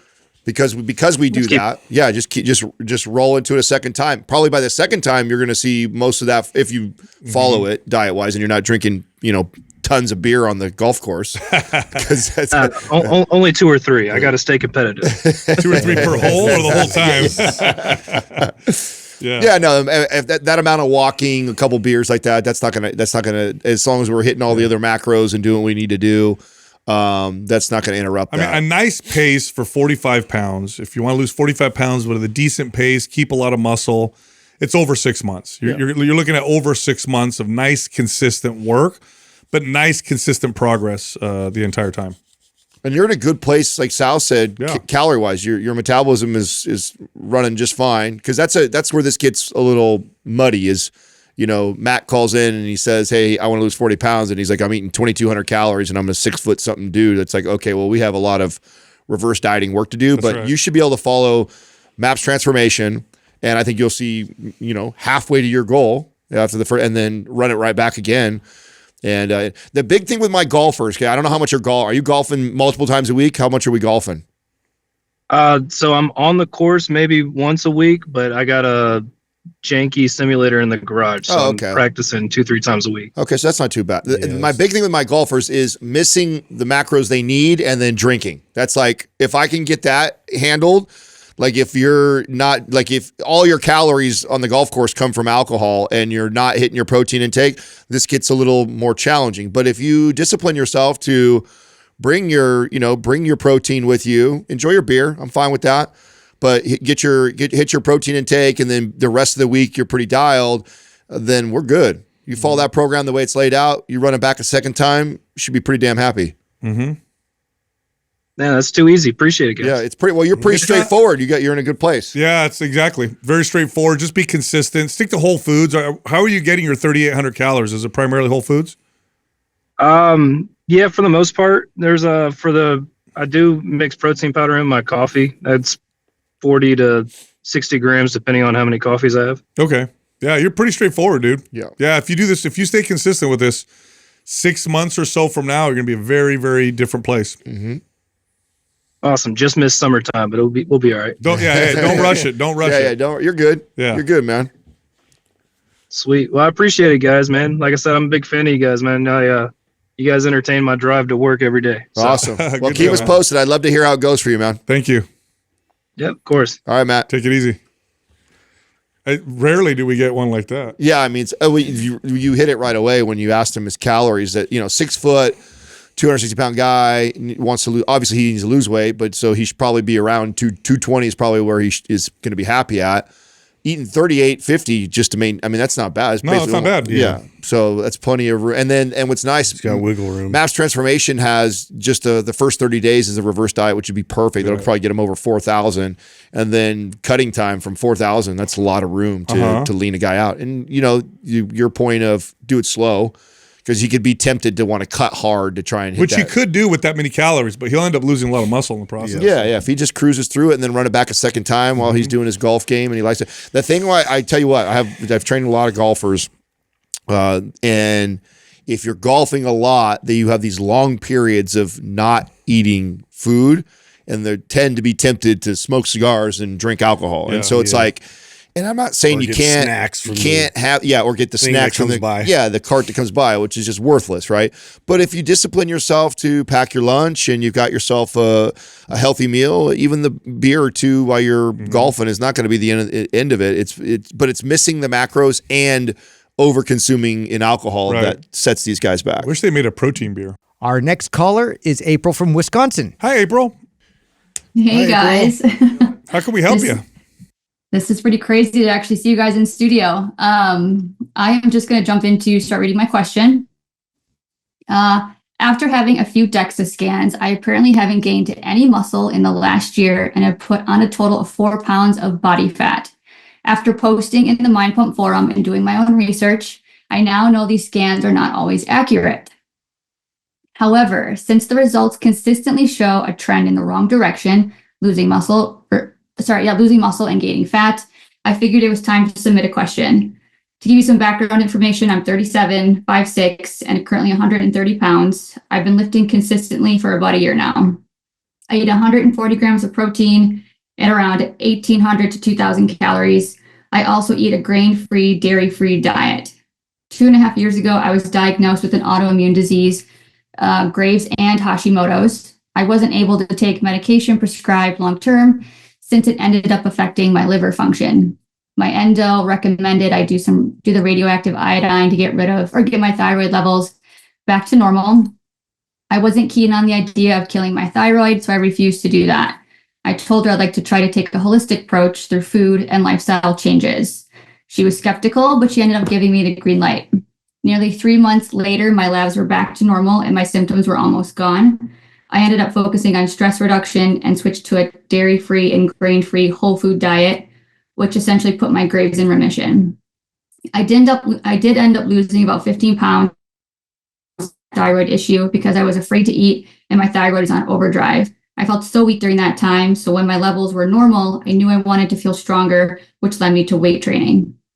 It's been about a year of consistent training and I feel like I've gained some muscle. However, after 3 scans, it shows that I've continued to gain body fat and lose muscle. I know DEXA scans are not always accurate, but I can't help but feel that I'm not maximizing my efforts. So a couple of questions for you guys. I eat a low-carb diet, primarily eating fruits and veggies. Does that hinder my muscle gains? If so, how can I get my carbs up but stay grain-free and also not affect my digestion? Could something else be preventing my body from building muscle? On an average day, I eat the following: 140 grams of protein, 85 grams of carbs, and around 75 grams of fat. I lift 3 to 4 days a week and walk 8 to 10,000 steps a day. I know this is a slow process and I'm trying to be patient. However, I don't see those newbie gains that I hear people talk about. Could I be doing something else to maximize my efforts, or do I just need to be patient? So that was my question. I do have a quick update since I submitted that a couple months ago. I have hired a trainer that I actually found through the forum and have switched to their programming. Right now, he has me lifting 4 days a week, 2 leg days, 2 upper body days, and I'm back to tracking my food consistently. I just started to do a mini cut for the first time since that whole thyroid situation, and I'm currently eating 1,600 calories. That's it. Help me out, guys. So, did you guys reverse diet at all? Have you tried? Because we're not going to build muscle in a cut. So what might be happening when you look at your DEXA scans 3 times over the course of a year is, did we ever go into a proper bulk where you went in to try and attempt to build muscle? And if so, did you also do this? Because this is common. Let's say I did a little bit of a bulk, or sometimes I was in a bulk. So maybe you built a pound or 2 of muscle over that time, and then you go into a cut, and your cut is so aggressive that you pare down muscle along with that. So you might have had muscle at one point, but then every time you go to do this DEXA scan, you were doing it after a cut, and you lost that little bit of muscle that you had just built from reverse dieting or bulking. So a couple questions there. Have you reverse dieted and bulked? And if so, did you just do what I said? Yeah, so since the thyroid getting healing that portion, I was eating 1,800 to 2,000 calories. That's the most I probably ate in a long time. And I did that for about a year and a half. When I say I'm going into a cut, that was I'm 2 weeks in. So I just switched from eating, 18 to 2,000 to 1,600. So when I did the DEXA scans, before you yell at me for doing 3 in a year, I bought a package that came with 3. So I did them all. No, I think it's great.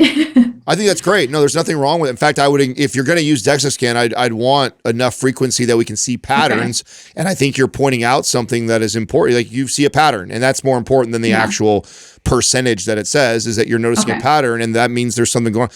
But I also think that 1,800 to 2,000 calories is not a bulk. I mean, your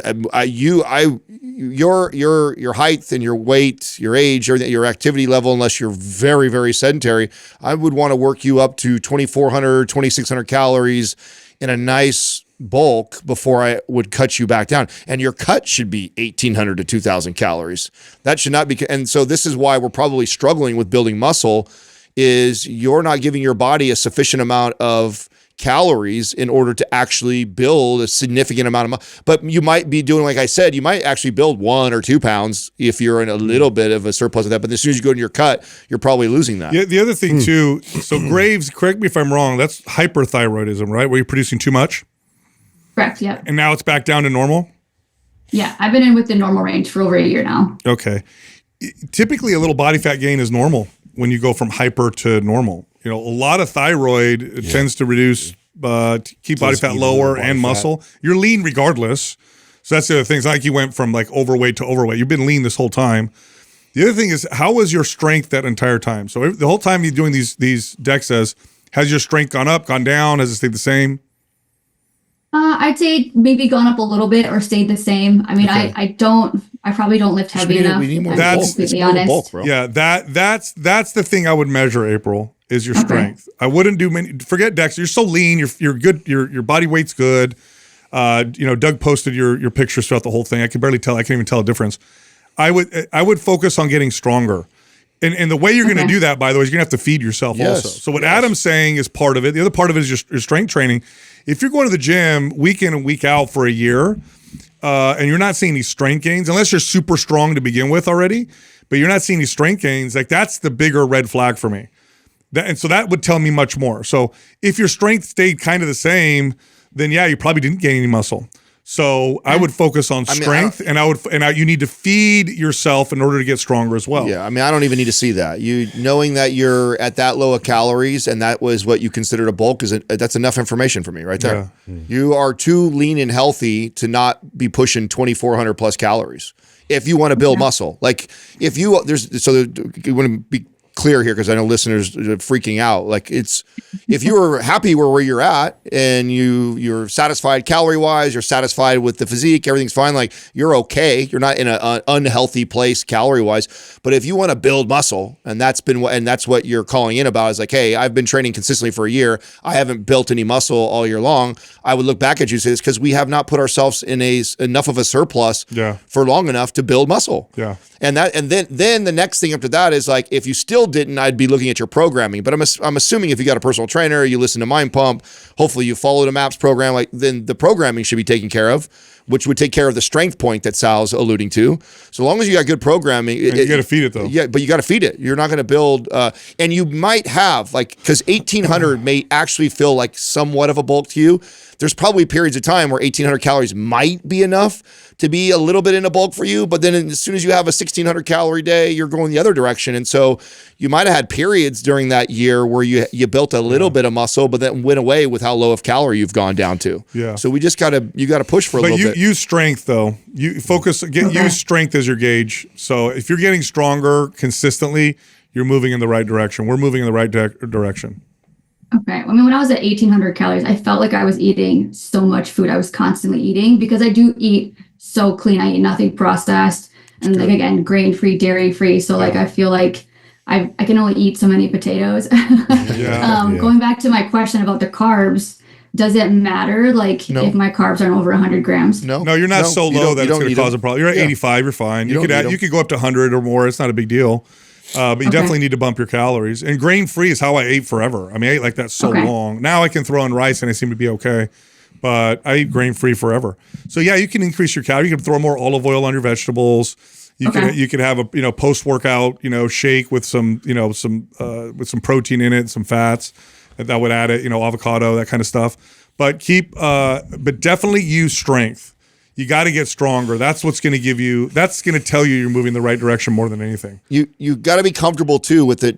If we're going to push calories more than we've ever pushed before, you're gonna hold a little bit more water. You're gonna feel like you're retaining a little bit, and that tends to, with my girls that I'm trying to get to do this, that's what freaks them out. Yep. I bump their calories, and they're like, oh shit, it's like it's been 1 week. I'm like, you didn't put any pounds of fat on, but you are probably holding a little bit more water, which makes you look a little bit softer than what you did the week before. It's not fat. No. It's just you're filled up. You're filled up, and so you got to learn to get comfortable with that. Do a proper bulk, and then do a proper cut, and then I promise you'll come back. Lower body fat percentage and more muscle, but we have to be able to. You have to be able to. Have you considered having your trainer run you through power lift? Yeah. No, man, that sounds cool. I mean, it would just be a good focus for you, just to that point of strength. And I mean, what's the biggest desired outcome for you right now is just to build muscle, right? I think build muscle, but I didn't mean to cut you off. But build muscle, but like my biggest insecurity is my legs. Like I carry all of my weight and probably all my muscle in my bottom half. So like, while I'd love to put muscle up here, lose weight down there. I know it's not possible to spot treatment, but like knowing that I want to thin down or tone down my legs. Are you guys still saying like? I love hearing that from you because let me tell you why. So this is what I knew I hit it right where I needed to be. Okay, your legs are gonna feel thicker at first. They do. They're gonna feel. And when I put you on power lift and I want you to get that squat up to 200 pounds, like numbers you've never seen before, you're gonna feel like you have a thicker bottom. But What's going on is and it's actually a positive thing that you feel that way. You probably build muscle there good too. Yeah. So you'll have if you were my client, I already know what the conversations would look like when you're seeing me. You, Adam, my jeans are fitting me so tight. I don't like them. And I'm like, calm the fuck down, April. Just trust the process. You hired me for a reason. Just and judge me off of the end result, okay? Can you just bear with me while we build this muscle down here? Because then I'm going to cut you, but your cut's going to be at 1,800 calories because I'm bringing you all the way up to 2,500 calories. And then when you lean down, you're going to see the dopest legs you've ever seen on you. But you got to trust me to get you there. And the psychological part is the part that's keeping you from seeing that. What was your body fat percentage on that last scan? 22. Was it 22? Last scan, so 25.8. Yeah, you're fine. Yeah. And by the way, you're tripping. I saw your pictures. I know. You're tripping. I don't see it. But but that's not going to help you to hear that. Yeah, but I'm going to tell you anyway. You're tripping. You're proportional. Totally Yeah, you'll be agree. fine. Do what we say, and you're gonna be very happy with where you're at. How much longer? How many sessions are you with your trainer? Are you still with your trainer? Yeah, so I just signed on with him about a month ago. I think I have him through October. Okay, good. Okay. Yeah, good. Yeah, let him listen to this. Yep. Okay, will do. Thank you guys so much. Again, thank you for all that you do. I love all your content. My husband is kind of freaking out that I get to talk to you right now since he got me into your podcast and he had to leave for a meeting. So he's going to be pretty excited to hear this. Shout out to him. Yeah, what's his name? His name's Cole. Hi, Cole. What's happening? Hey, April, by the way, you want to get back on here in about 4 months? We could do a little follow-up with you? Yep. Yeah, I would love that. Thank you guys so much. All right, we'll do that. All right, April. All right, I'll talk to you later. Bye. Bye. Yeah, you hit the nail on the head. Yeah, I knew it. I mean, as soon as I saw But I mean, if you're not if you're strength training, you're not getting stronger. You got to build. What are you doing? Like the goal is to get stronger. Of course, after a while, you can't always get stronger. But what's the point? Unless you're always cutting. But that whole year, she was trying to build. If you're not getting stronger and you're trying to build, something's missing. Something's missing. Well, and to my point, she could have built a pound or two muscle during that time. Just wasn't significant enough. Yeah, it wasn't, and she didn't stay in that bulk long enough to keep it and add more. What probably happened was she did probably, when she said, I did get a little stronger or about the same. Yeah, you probably put a pound or two muscle on. That's right. Then you went right back down to your low Sounds calories. like she's uncomfortable too, because of her legs and this and that, and so just went right back to the cut. I mean, I could see, we only see her torso up right from the camera, but I can just tell by looking at her. Pictures too. Yeah, I know, but then that was after. I'm talking about, but even before that, I was already on that path. I mean, knowing that a bulk, when someone tells you a bulk is 1,700 calories, they better be 4'11" and 90 pounds. Yeah, that's a bulk for you're like a toddler. Yeah, 1,800 calories. Okay, is a bulk for a 4'11". She's 5'6". Yeah, you know what I'm saying? 130. Yeah, she's she would be lean. She would be a lean 145 is what she would be. Totally. Yeah. With proper strength training, proper eating. Over a course of a couple years, she could easily be 145 pounds lean and look smaller and tighter than she. And let me tell you, if because she's not, I guarantee that this is for all the other ladies out there that have this insecurity with their lower half. Normally, that you have a more muscular and carry fat down there, so that the fat part is what bothers you. But it's actually a strength, and I bet she could get strong as fuck squatting. Yeah, I bet if we trained her and pushed her, and I love the power lift recommendation, because if I said, all right, let's see where that squat is right now, we're going to add 50 pounds to this sucker in the next 3 months, right? And you get strong on her legs. Well, one, she's going to freak out because now her ass is going to be more filled out in her jeans, her legs are going to fill out, but she's putting muscle on, which is only going to speed the metabolism up more and make her legs look more shapely. And then we carve and look it down, and then her legs will look badass. Right. Yep. But you got to get over that hurdle of that uncomfortable feeling of eating more food and feeling a little more filled out at first, which I think this stops so many people. All right, I know you liked that episode. If you did, check this one out. 30% body fat. For men, this is way too high. This is actually a bit high for women as well. So in today's episode, we're talking about how you can go from 30 to 10. What is 10% body fat? This is when you have a visible six-pack. Can you go from 30 to 10%? Yes, it's possible, but not if you guess along the way. So we're going to talk about how you can do that in today's episode. Now, there's a huge range, right, of like body types. Yes. Some people can run a little bit heavier or a little bit higher body.